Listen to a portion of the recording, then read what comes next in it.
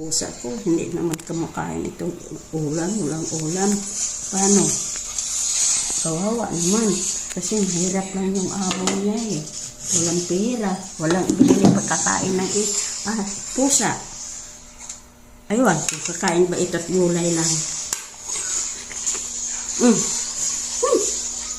Halika dito. Kakain na kayo? Kaon, walang ulam mo. Kain ha?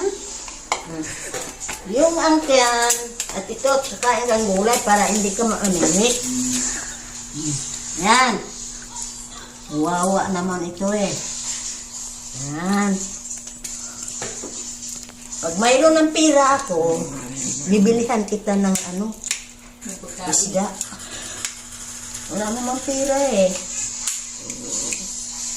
Nagagalit pa yun. Kawawa.